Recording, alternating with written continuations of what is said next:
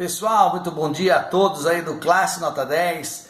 É um prazer imenso estar aqui mesmo à distância, por motivos pessoais, não pude estar aí com vocês. Abração aí ao Michel, Naida, Fernando, Cacazão e vamos que vamos, vou tentar contribuir daqui com vocês. Pessoal, como o Michel já deve ter dado aí a entrada na aula falando dos pré-socráticos, falando um pouco de Sócrates, eu vou continuar na Grécia Antiga, né? E vou falar um pouco do contexto histórico e político ali entre os séculos IV e V antes de Cristo, tá? Nos seus vestibulares é uma questão muito clássica, pede para você entender, obviamente, o que foi a democracia ateniense e comparar com a democracia brasileira, né? Já caiu em Unesp, segunda fase, já caiu em primeira fase aí de Mackenzie e por aí vai, de repente está no Enem. Pessoal, enquanto o pensamento científico está em plena evolução ali com os pré-socráticos, depois vem Platão, Aristóteles, enfim, a Grécia, e em específico Atenas, passava por uma grande transformação política, né? Atenas que teve todos os modelos de governo até então conhecidos, né? Atenas tinha sido uma monarquia, tinha tido uma oligarquia, né, ligada aos donos de terra, né, os eupátridas, os também chamados de os bem-nascidos, uma tirania, Atenas também teve, e de repente surge um modelo de governo chamado democracia, que Platão detestava, né, Michel? Platão odiava a democracia. Você pode falar com mais propriedade que eu de Platão, obviamente, tá? Mas é o seguinte, ali no século IV, mais ou menos, quando nós tivemos dois grandes governantes em Atenas, né, que representaram esse auge da democracia ateniense, que foram Péricles e Clístenes. E essa democracia ateniense funcionava como, né? Era uma democracia com uma cidadania restrita. Então, esse já é um primeiro ponto de diferença entre a democracia ateniense e a democracia brasileira, né? Em Atenas, cidadania restrita; no Brasil, uma cidadania ampliada. E por que restrita em Atenas? Porque lá, quem era considerado cidadão tinha que ser homem maior de 21 anos, filhos de pais atenienses. Entenda, mãe e pai. Pais atenienses, né? Homens maiores de 21 anos, filhos de pais atenienses. Isso dava cerca de talvez 15% da população ateniense. E esses cidadãos, eles tinham o direito de discutir política na ágora. Ágora, não é agora, ágora. E essa ágora, a praça central, ela recebia esses cidadãos que tinham lá o direito de discutir política, alguns o direito do voto, enfim.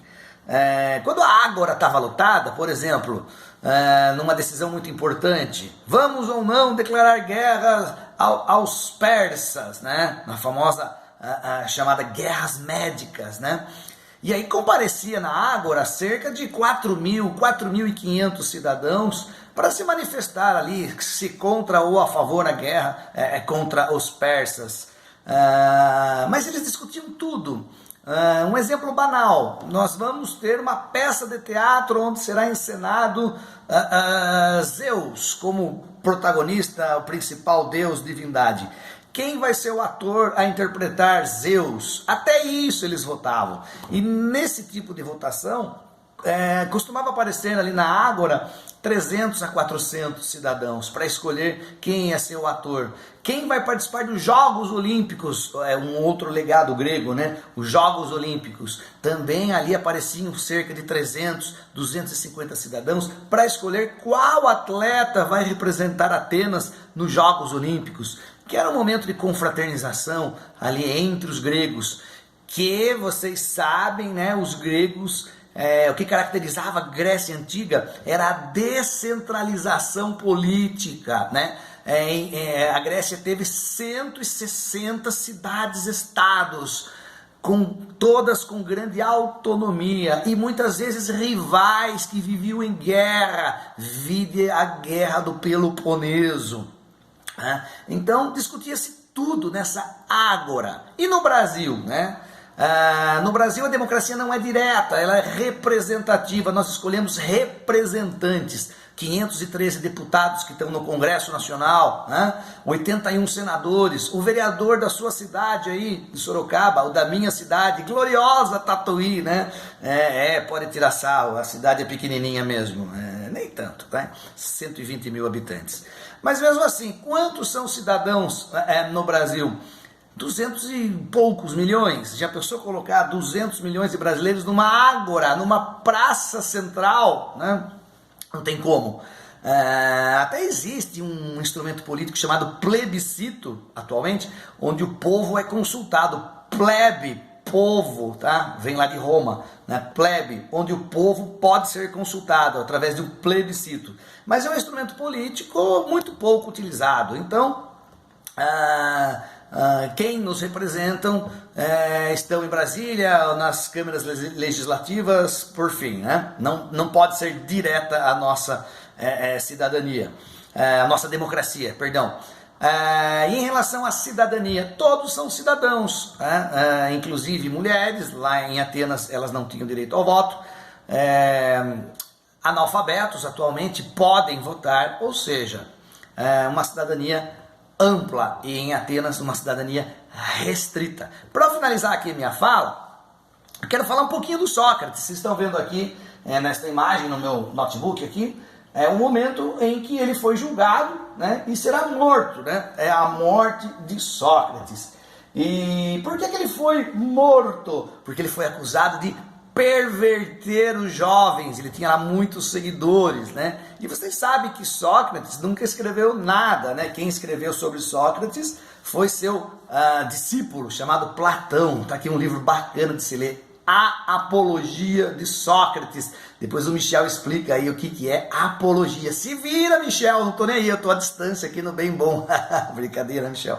Beleza? Então, esse livro fica de indicação aqui para vocês, A Apologia de Sócrates, né? Então, como eu ia dizendo, o Sócrates está aqui, em dedo em riste, até no momento da sua morte, ele está lá com toda a sua influência perante as pessoas que estão ao seu redor, né? Então ele foi condenado por perverter os jovens, né?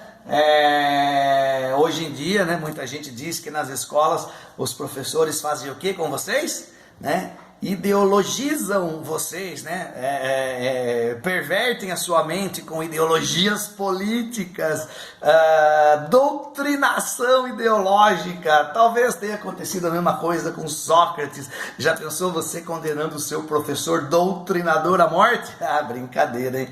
Cuidado com o carcazão, hein? Um abraço, pessoal. Daqui a pouco eu volto. Até mais.